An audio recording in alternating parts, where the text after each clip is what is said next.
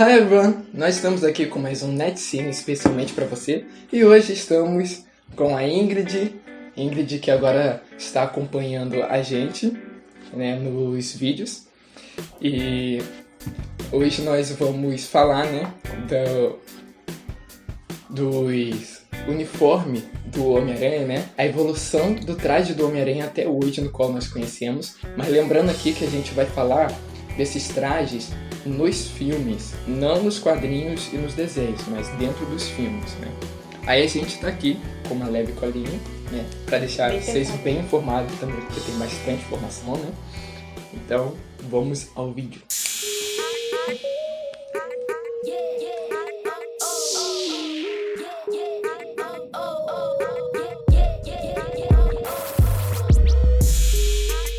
A primeira aparição do Homem-Aranha foi em um filme de 1973, que o Homem-Aranha aparece como o vilão da história. No filme Three Devil Adam, o Capitão América e sua força-tarefa têm a missão de parar o vilão Homem-Aranha e sua gangue criminosa. Nesse filme, o traje do Homem-Aranha é um pouco diferente no qual a gente já está acostumado. Enquanto a parte de cima, do ombro para cima, é vermelha, o resto do traje é verde, acompanhado com um belo cinturão. Em 1974, o Homem-Aranha ele retorna nas telinhas em uma série de televisão infantil e ele nem era o protagonista. Mas foi apenas na quarta temporada do programa, em 1974, que... esqueci que tinha esse nome difícil. O nome é Dennis Sigrin. Dennis Sigrin. Dançarino profissional e titireiro da Vila Sésamo, que eu não me engano é um desenho. Passou a integrar o elenco como o Homem-Aranha. Claro, a semelhança com o herói dos gibis terminavam na roupa. Ele nunca surgiu como Peter Parker. Enfrentava vilões que não faziam feio no Chaves, né? E falava com balões de diálogos que surgiam no cenário. Tosco, porém divertido. Seu traje nessa época era bem mais próximo do que conhecemos hoje. Porém, os olhos eram meio estranhos. No entanto, lá em 1977, a coisa ficou mais séria, quando saiu um filme piloto apresentando o talentoso Peter Parker, fotógrafo do Clarim Diário. O uniforme era bem simples, com o vermelho e azul que estamos acostumados, mas os olhos ainda não estavam ok, com aquelas lentes grandes, levemente arredondadas. Em 1978, foi lançada a live action em japonês, uma série com 41 episódios ao todo. Mas apesar do uniforme ser bem parecido com o Homem-Aranha da Marvel, sua origem é bem diferente, até mesmo curiosa. Nesta série, a história conta a vida de Takuya Yamashiro, um jovem motoqueiro que encontrou um OVNI ao cair na Terra. Isso te lembra algum filme? Lembra do piloto de 1977 que a gente tinha comentado? Pois em 1978, a CBS decidiu tocar uma série de 5 episódios, seguidos de mais 8 exibidos até o ano seguinte. 2 episódios do início da primeira temporada foram editados juntos e lançados como um longa em alguns países, inclusive no Brasil. O Homem-Aranha Volta a Atacar chegou aos cinemas Tupiniquins em dezembro de 1979. O final da série também foi fundido em um filme, Homem-Aranha e o Desafio do Dragão.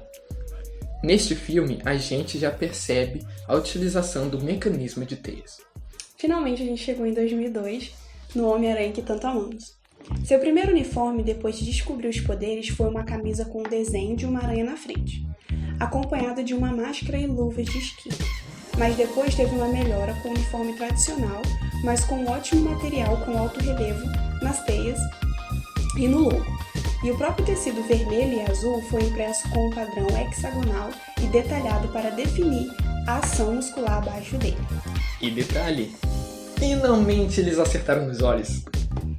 Em 2007, a gente tem uma pequena mudança no traje para o Homem-Aranha, causado pelo Venom, quando entra em contato com a aranha, tornando seu traje na cor preta.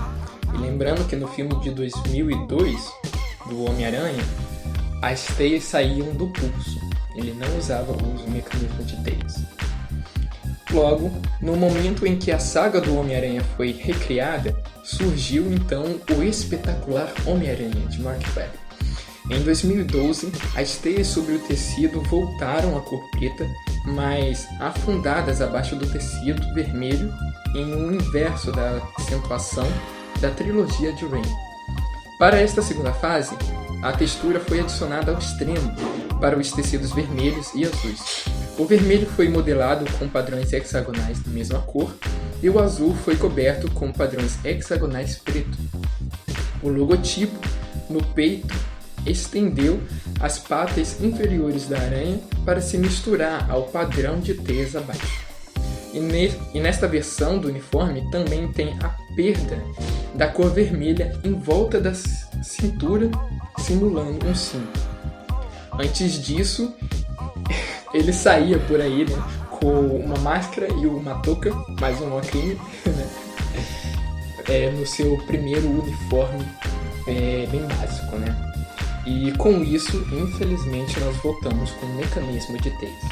E para o espetacular Homem-Aranha 2 de 2014, o uniforme foi aparentemente influenciado pela forma como o personagem parecia na linha de quadrinhos do Ultimate Spider-Man, na década de 2000.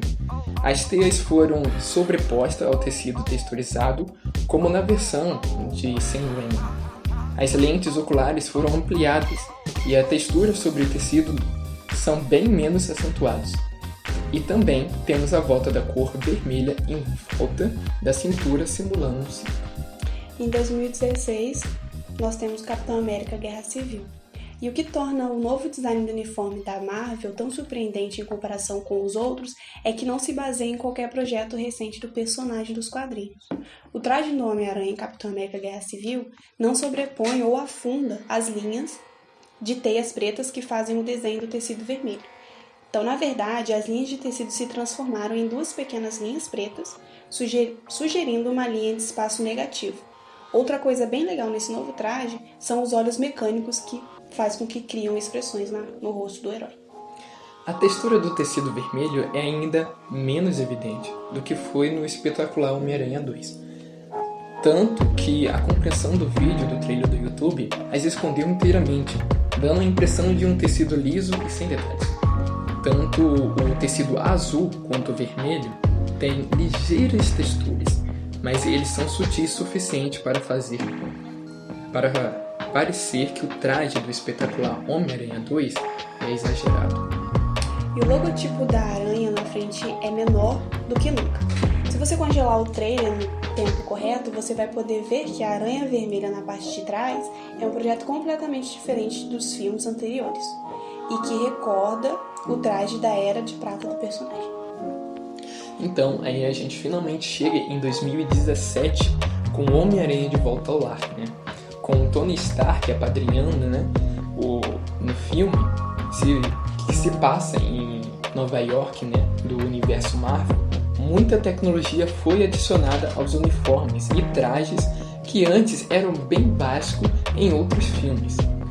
E um deles é o Spider-Jaws, vamos dizer assim, né? Que nessa versão podemos observar que o traje não só tem a tecnologia Stark, como tem o Jarvis integrado nele. Não necessariamente o Jarvis, mas uma outra versão dele. E os disparadores de teia, Peter Parker construiu seu próprio disparador de teia na roupa original, mas é claro que o Stark deu uma melhora. Além de diminuir e deixar mais elegante, o milionário ele ainda adicionou diferentes tipos de teias em um sistema de mira e laser, para que Parker não erre. E tem o Rastreador Aranha, que os Rastreadores Aranha já não são novidades para os fãs dos quadrinhos, não é? Quando o Dr. Octopus tomou para si o manto do Aranha e virou o Homem-Aranha Superior, ele criou os chamados Spider-Bots, que é uma versão do Octobox. Esses robôs têm câmeras, GPS e microfones, então eles podem ativar tecnologias, passar várias informações para Parker ao escutar comunicações inimigas e aprender os pontos fracos de seus inimigos. E em outras versões menos tecnológicas, O rastreador aranha é apenas usado para seguir criminosos e carregar em movimento. Essa versão não voa como a do Stark. Nela, o herói dispara o aranha com teias e o rastreador adere no alvo. Temos também um mapa holográfico. Na cena pós-crédito do Capitão América Guerra Civil, podemos ver que Stark presenteou o parque com mais um acessório. O bracelete permitiria que Spider tenha projeções holográficas e diagramas parecidos com aqueles que Stark tem em sua armadura, o Homem de Ferro. A gente até vê esse momento um pouco quando o amigo, né, do Peter Parker, né, usa, né, e aparece lá os mapinhas. E a gente tem um uniforme retrátil, né, que é quando o Peter clica na aranha do uniforme e ele se retrai. Isso permite que o herói troque de roupa nos becos rapidamente e, se houver necessidade, ele vai conseguir tirar a roupa para ir no banheiro rapidamente, que é um problema que o Homem-Aranha do Tobey Maguire tinha frequentemente. Ainda tinha suas asinhas. Uma das pequenas atualizações que Tony Stark fez no traje são as clássicas asas de teia que o personagem utilizava principalmente na época dos desenhistas Steve Ditko, vamos dizer assim, e John Romita. Desculpe pelas pronúncias, gente. O acessório é usado para o herói planar. E no logo em 2018, né, o traje é bem diferente com mais tecnologias. Em Vingadores Guerra Infinita, a Marvel resolve trazer o Homem-Aranha de Ferro para o UCM. O traje é feito de nanorobôs, assim como a última atualização da armadura do Homem de Ferro. E o que a gente pode observar de novo são seus braços mecânicos. O fato dele não perder o oxigênio dentro do traje, olhos brilhantes assim como o do Homem de Ferro e uma completa mudança no design do traje, com uma cor vermelha e preta e um dourado desenhado na aranha no peito, que também é preta. A aranha no peito desta versão não é pequena, e suas pernas são grandes o suficiente para cobrir todo o peitoral. Sem contar que o traje é feito completamente em CGI, né, gente?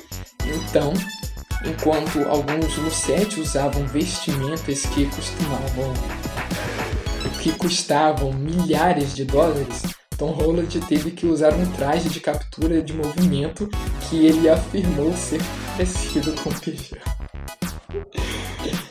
O Homem-Aranha Longe de Casa, em 2019, para finalizar o ano de 2019 com o Homem-Aranha Longe de Casa, no filme o Aranha usou vários uniformes, como o traje de parque original. O primeiro traje oficial de Peter Parker foi dado como um presente de Tony Stark e apareceu pela primeira vez em Capitão América Guerra Civil. O uniforme também apareceu em Homem-Aranha de Volta ao Lar. No trailer de Longe de Casa, o traje aparece na mala do herói. E também temos o Aranha de Ferro, né? O Aranha de Ferro apareceu inicialmente no final de Volta ao Lar. Assim como o traje do Tony Stark, ele tem capacidade retrátil que permite a respiração em grandes altitudes, além de pernas de aranha que podem ser utilizadas para combater ou escalar, né? No trailer do Homem-Aranha Longe de Casa, Peter Parker utiliza o traje de ferro em Nova York, antes de embarcar em sua viagem para a Europa. Traje furtivo. A primeira aparição do traje furtivo no cinema foi no Homem-Aranha Longe de Casa. O design do uniforme é de vários trajes usados nos quadrinhos, com grandes influências dos arcos do Homem-Aranha,